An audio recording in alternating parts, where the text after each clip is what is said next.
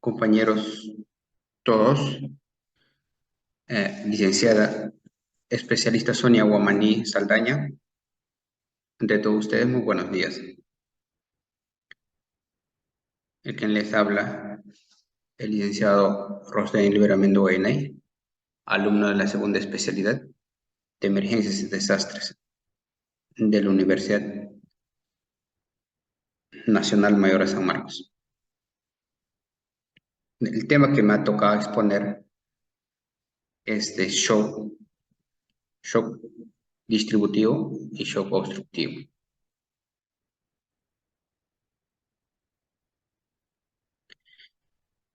Bueno, el shock distributivo se clasifican en tres, ¿no? Shock anafiláctico, shock séptico y shock neurogénico.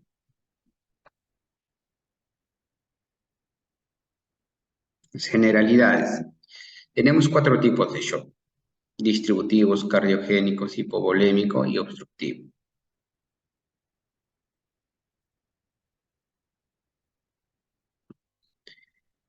Como les mencioné, ahí tenemos los tipos de shock.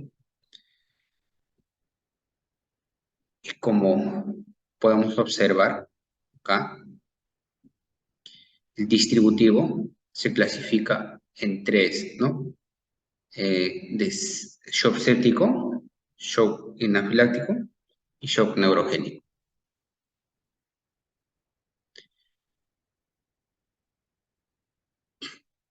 Bueno, el shock. ¿Qué es el shock? El shock es un síndrome que se caracteriza por la incapacidad del corazón o de la circulación periférica de mantener la perfusión adecuada de órganos vitales, ¿no? Y esto provoca, ¿no? Hipoxia tisular, fallo metabólico celular, por debajo del flujo, ¿no? Sanguíneo o por una distribución irregular de este.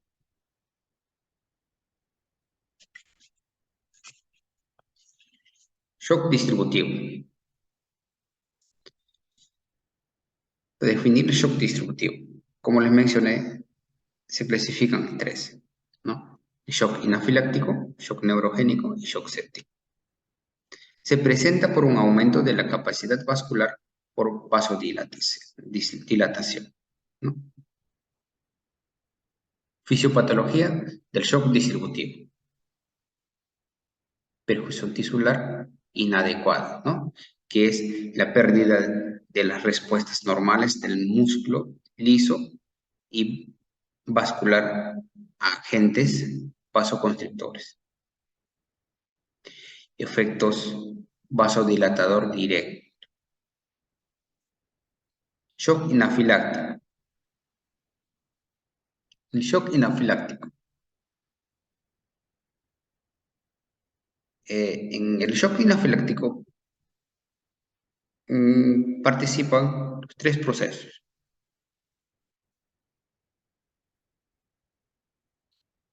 Los tres procesos separados, ¿no? Como urgencia médica, como atención inmediata y atención inadecuada, ¿no? El shock anafiláctico es la reacción adversa de causas inmunológicas, ¿no?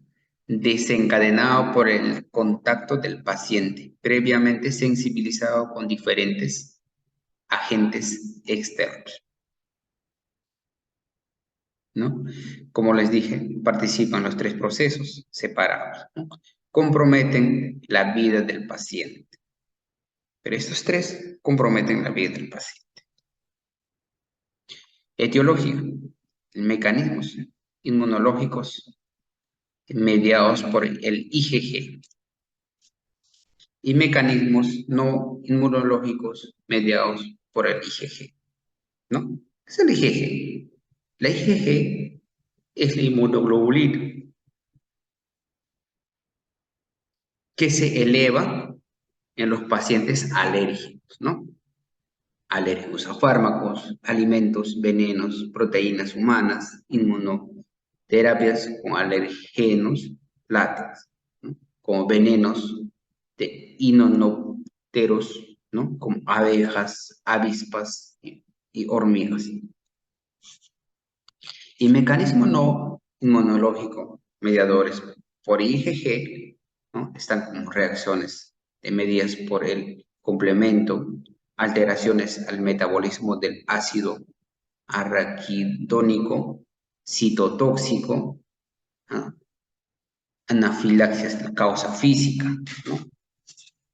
Ahí se encuentran las proteínas humanas, como la insulina, como proteínas séricas. La fisiopatología.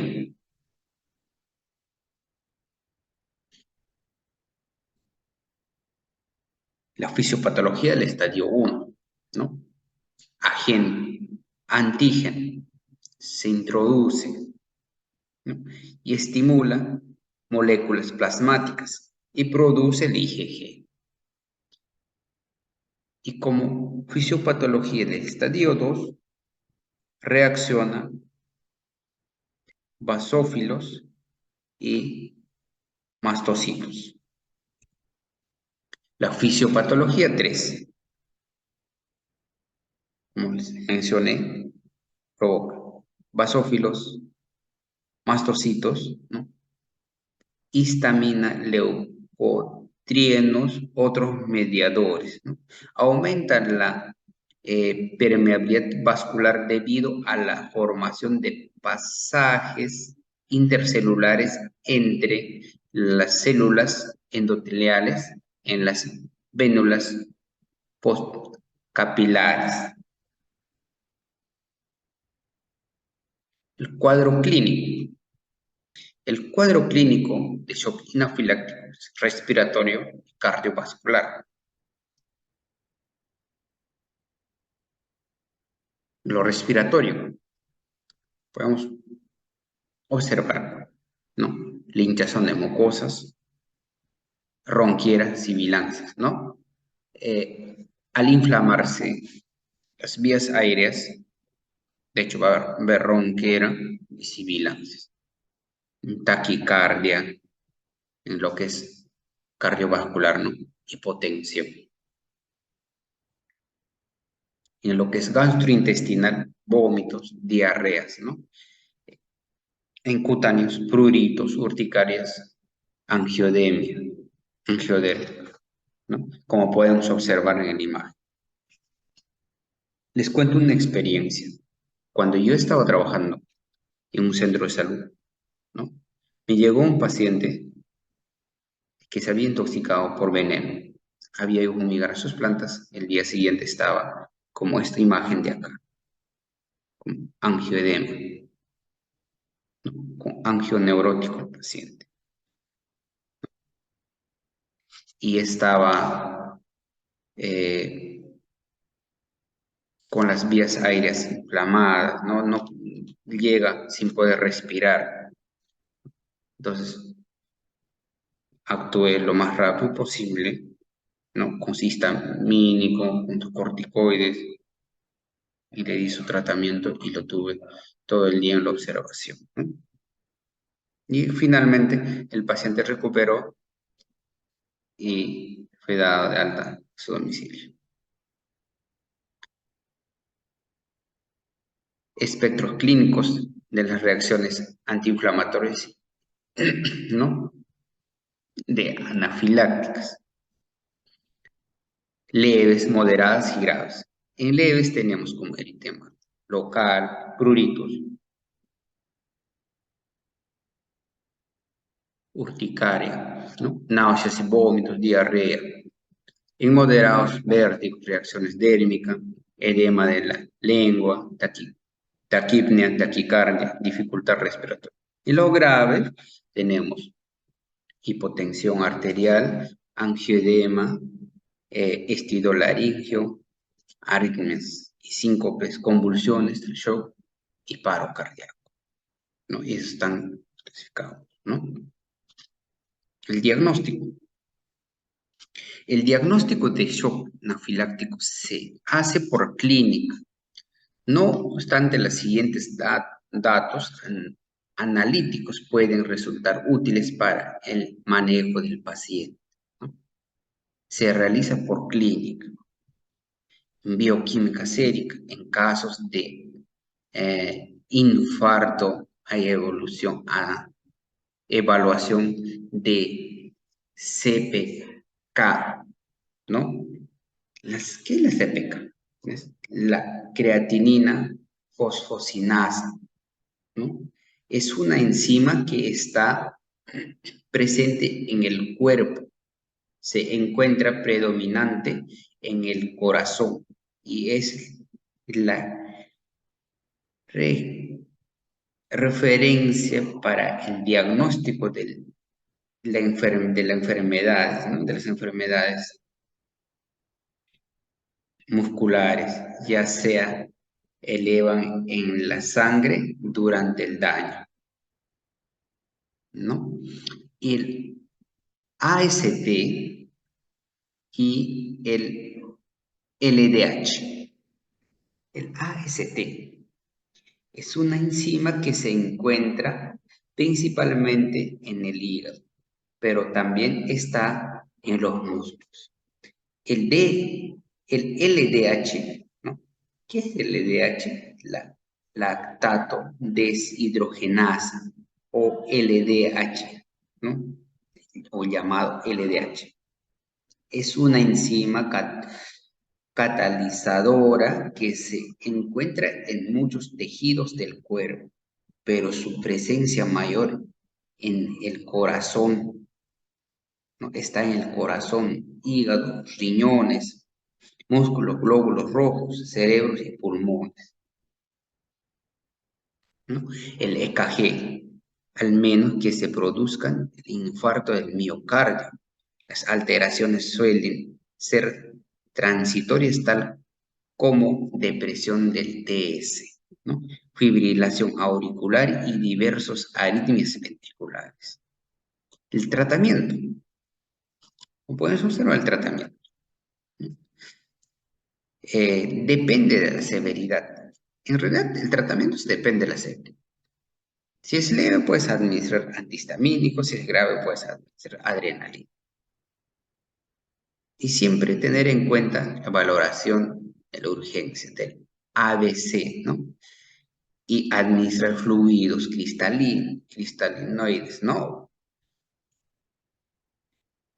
Como fármacos vasoconstrictores, ¿no? Eh, sueros, sueroterapia, ¿no? El ABCD, el A, comprobar las vías aéreas, control cervical, ¿no? En esa clasificación, en el A está la apertura de la vía aérea, ¿no? Y la B, la frecuencia respiratoria, inspección de tórax, del oxígeno, ¿no? Si respira o no respira el paciente. La C, pulso, llenado capilar, color y temperatura de la piel, buscar hemorragias. La D, escala de coma de Glasgow. ¿En qué Glasgow está ese paciente? Si es Glasgow menor de 9, el paciente está preintubación. La apertura ocular, respuesta verbal, respuesta motora, exploración pupilar, ¿no? La escala de Glasgow se valora de 1 al 15, ¿no? La apertura ocular es 4, respuesta verbal 5 y la respuesta motora 6, ¿no? Entonces, si el paciente responde o habla incoherencias, pero la apertura ocular, hay presencia de apertura ocular. Entonces, el paciente estaría con Glasgow 13, 15, ¿no? 13 de 15, 12 de 15, ¿no? Si es menor de 9, ya el paciente requiere intubación. La E, exposición de las zonas afectadas. Cubrir y prevenir hipotermia. Los cuidados de enfermería y el paciente con shock anáfilaxis. Confirmada la relación anafiláctica, se tomarán las siguientes medidas: tranquilizar al paciente y proporcionarles apoyo emocional durante todo el proceso. Retirar los alérgenos si es posible. Suspender cualquier medicamento si se esté administrando, ¿no? Digamos, contrastes, etc. En caso de anafilaxis producida por los alimentos, no provocar vómito e intentar retirar los restos alimentarios de la boca. Buscar el apoyo de enfermería y avisar al médico responsable. Colocar al paciente en posición de seguridad. Mantener las vías aéreas permeables. Administrar el oxígeno si es necesario. De forma simultánea, monitorizar signos vitales mientras dure la situación de emergencia. Tener cerca el coche de paro. Si el paciente llega a tener paro, para que ya esté listo, cerca, a tu alcance, ¿no? Tenerlo a tu alcance. Canalizar una vía periférica de gran calibre, si es posible, y administrar los medicamentos prescritos. En este caso, si el paciente presenta este caso, administrar o canalizar una vía periférica de gran calibre, ¿no? Número 18. Puedes canalizar dos vías para que uno esté hidratando y el otro esté administrando medicamento, ¿no?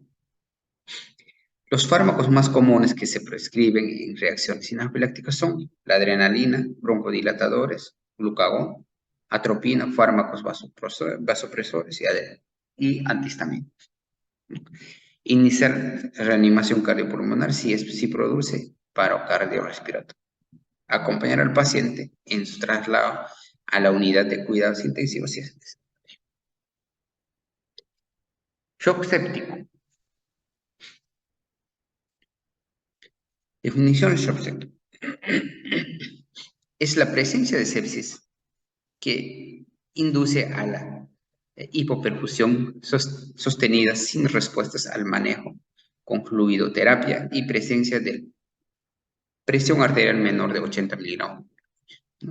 Es un estado de hipoperfusión tisular grave, caracterizado por presencia de vasodilatación y el requerimiento de agentes supresores para mantener la presión de perfusión sanguínea. El famoso IRS es una constelación de síntomas de inflamación sistemática que puede ser el resultado de una infección o no serlo. Por ejemplo, un paciente con pancreatitis aguda y un traumatismo grave, incluidas las quemaduras, pueden presentar signos de SIRS, ¿no? La SIRS. La SIRS es una situación clínica de respuesta inflamatoria general a una agresión, ya sea por una infección, sepsis, o por un traumatismo o una cirugía, ¿no? Las manifestaciones incluyen temperatura mayor a 38 o menor de 36. La frecuencia cardíaca mayor de 90 latidos por minuto. La frecuencia respiratoria 20 respiraciones por minuto. Etiología. La mayoría se debe a bacterias en un 85 al 90%, a bacterias gram negativas en un 55 a 60% y bacilos de gram positivo en un 35 a 40%. Epidemiología. En países industrializados, la incidencia de sepsis severa es de 50 a 100 casos por cada 100.000 habitantes. Constituyen la 13ª de causas de muertes en el mundo. Aproximadamente se tiene una mortalidad a pacientes hospitalizados en 35 a 30%, 25 a 30% en las salas generales y de 34 a 50% en unidades de cuidados intensivos. O sea, la mayor Incidencia de muertes es en la unidad de cuidados intensivos. Factores de riesgo, ¿no? En factores de riesgo está la edad mayor, enfermedades concomitantes, incremento de resistencia a los antimicrobianos, ¿no? Pacientes inmunosuprimidos como VIH, pacientes con quimioterapia, ¿no? En pacientes con invasión e instrumentación médica, trasplantes quirúrgicos, ¿no? Fisiopatología. Las manifestaciones clínicas son consecuencia de la respuesta inflamatoria del huésped a los microorganismos, bacterianas, hongos, virus y toxinas. Inician la activación del sistema de defensa del huésped, especialmente leucocitos, monocitos y células endoteliales, que juegan un papel central en la ampliación de la causada de la inflamación, ¿no? Como podemos ver, focos de infección. Liberación de endorfinas, ¿no? Producto de la pared bacteriana, ¿no? Como podemos observar acá. Daños endoteliales, alteración de capilares, ¿no? Y muerte, puede causar muerte.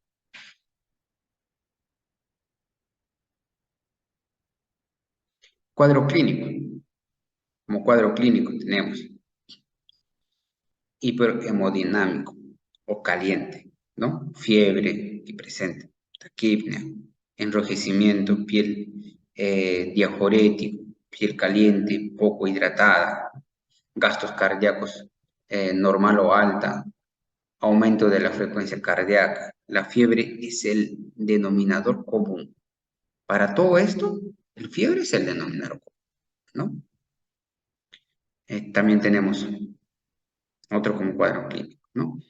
Hipo, hipohemodinámico a fríos, ¿no? Compromisos de la conciencia, gastos cardíacos bajos, presencia de hipoperfusión severa, con hipotermia y falla multiorgánica, ¿no?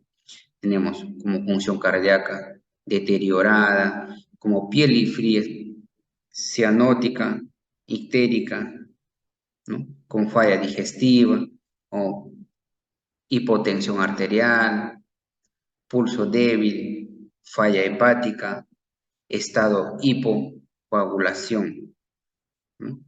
El diagnóstico. Los criterios diagnósticos presentes deberán ser, ¿no? Presión sistólica menor de 90 miligramos de mercurio y diastólica menor de 60. La caída del gasto urinario menos de 25 mililitros por hora. Acidosis metabólica, alteración del estado de conciencia, disminución de la PAF en la sangre arterial, hemocultivo positivo. El tratamiento debe iniciarse en las primeras 6 horas, ¿no? En sí, el tratamiento, si estás en provincia, no tienes laboratorio para exámenes auxiliares y ya tienes con todos esos síntomas que hemos visto, un paciente deshidratado, chocado, ¿no? Entonces, séptico. Entonces, lo que uno debe de hacer es, así empíricamente, iniciar hidratar a este paciente y empíricamente iniciar su antibiótico terapia de 7 a 10 días, ¿no? En las primeras 24 horas deben realizarse reanimación intensa con líquidos para mantener el PAM, o sea, hidratar, y un flujo cardíaco razonable capaz de mejorar la oxigenación tisular y perfusión orgánica, ¿no? Inicio de antibiótico terapia en las primeras de las sospechas de sepsis, ¿no? Como ya les había mencionado. Se debe iniciar el tratamiento empírico antibiótico de 7 a 10 días. Utilizar antibióticos de amplio espectro. Los cuidados de enfermería. Valorar el estado de conciencia permanente y correlacionar los resultados con los efectos esperados como consecuencia de enfermedad por shock séptico o con efectos de sedación inducida. Evaluar la respuesta orgánica y estimulación externa tipo dolor, reacción pupilar a la luz, apertura, espontáneos ocular, entre otros.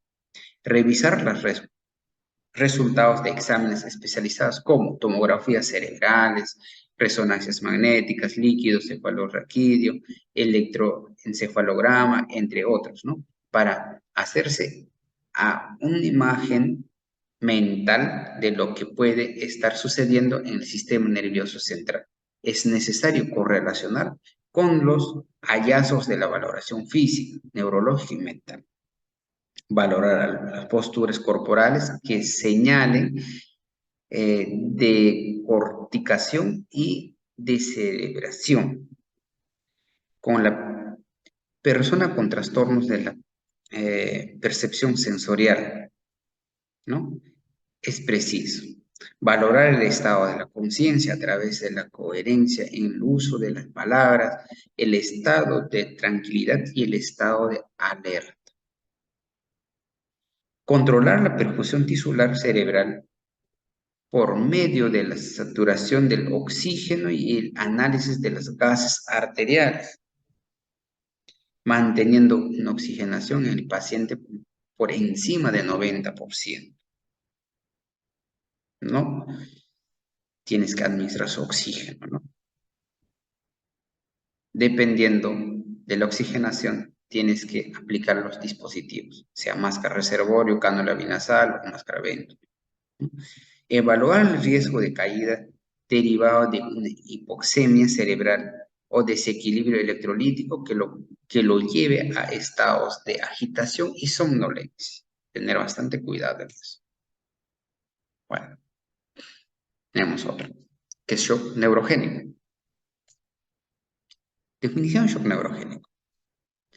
Este tipo de shock es el resultado de una lesión o de una disfunción del sistema nervioso simpático que, que puede producir por bloqueo farmacológico del sistema nervioso simpático o por lesión de la médula espinal a nivel o por encima del T6, dejando actuar el sistema parasimpático.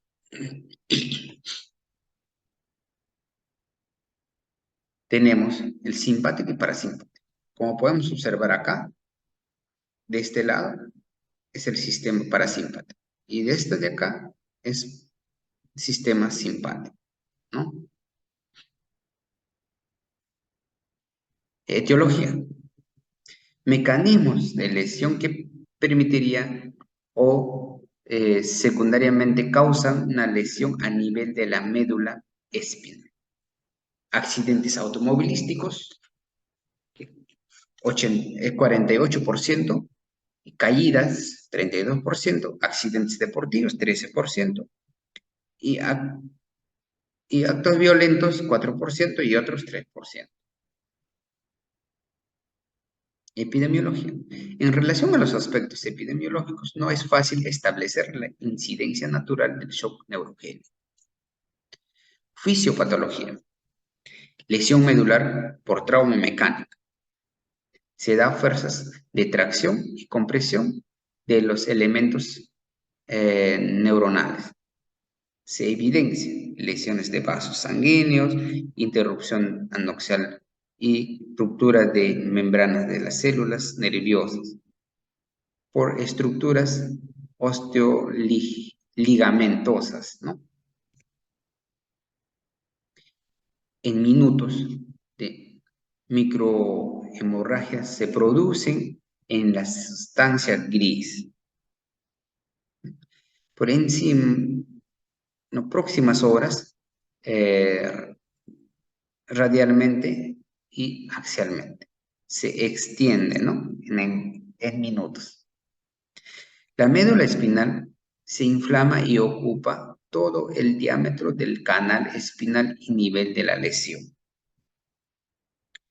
Presenta isquemia en respuesta a la inflamación, autorregulación y flujo sanguíneo en casos y se presenta en shock neurogénico espinal. Conduce hipotensión sistémica, exacerbando la isquemia y progresión de la lesión espinal. Hipotensión, shock neurogénico. Es un proceso distributivo resultante de la pérdida del tono vasoconstrictor periférico en las arteriolas y la acumulación de sangre dentro del vasocultura periférica, ¿no? Como podemos observar acá en la imagen, ¿no? Es shock neurogénico a causa de un accidente automovilístico. Aquí, como podemos observar, estaba manejando y acá adelante ha habido algo y al no querer atropellar o al chocar, le frena bruscamente, entonces hace este latigazo, la cabeza no se va atrás y viene adelante. Y al hacer eso, ya hay lesión medular, ¿no? Ya se ha sentado un traumatismo medular. Cuadro clínico. Lesión por arriba de T1 altera las vías espinales, ¿no? El sistema simpático. Lesión de T1 a la L3 altera relativamente las vías del sistema simpático. Como podemos observar en la imagen, ¿no? Lesiones es superior a C3, digamos acá, ¿no?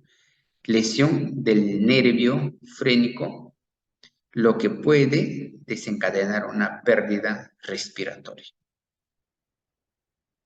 Y como podemos observar acá, de lesión entre C5 a T10, desde acá a acá, ¿no?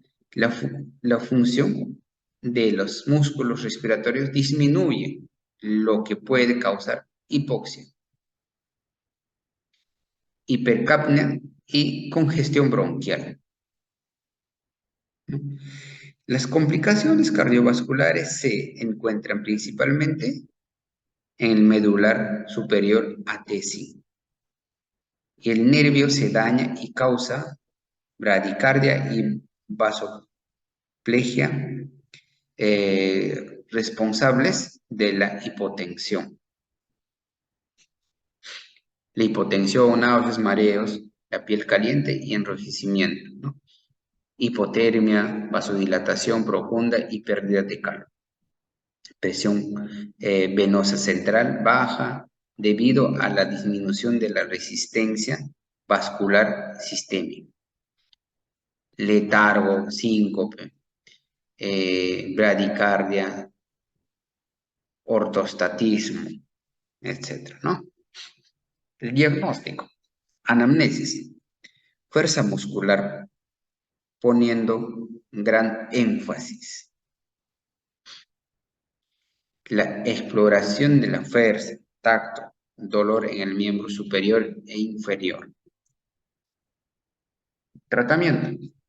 Manejo prehospitalar. Investigar la cinemática del trauma. Inmovilización cervical, tabla rígida, inmovilización corporal total.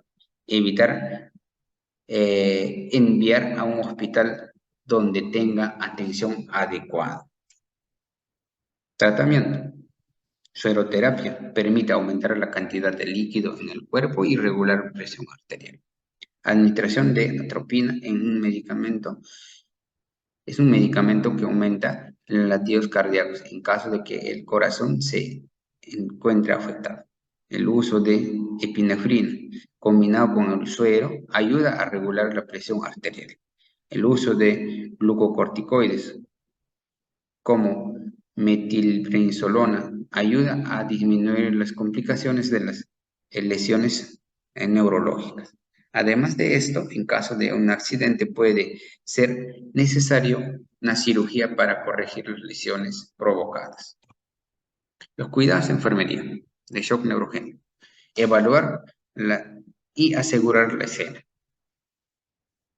Efectuar e inmovilizar el cervical con collarín cervical rígido. Inmovilización del paciente en decúbito supino sobre una tabla rígida en una posición natural alineada. La cabeza, el cuello, el tronco y el pelvis debe ser específicamente inmovilizadas en una posición neutral, alineada, ¿no? Para eso se necesita 3 socorros. Uno que va a la cabeza y va dirigiendo, ¿no?, todos los movimientos que se hacen y tiene que ser neutral. Evaluar el ABC, la necesidad de RCP inmediata y de valorar la respuesta motora, sensorial y la circulación en los 4 extremidades. Manejo de las vías aéreas, colocar el oxígeno al 100% si es necesario, ¿no? Tomar signos vitales y informar, tener una vía de acceso endovenosa de un buen calibre. Shock obstructivo. El shock obstructivo. ¿Qué es el shock obstructivo? El shock obstructivo existe una enfermedad subyacente que provoca y un impedimento mecánico que no permite el llenado o el vaciamiento del corazón, lo que lleva a una reducción del gasto cardíaco y a una disminución secundaria de la perfusión sistémica.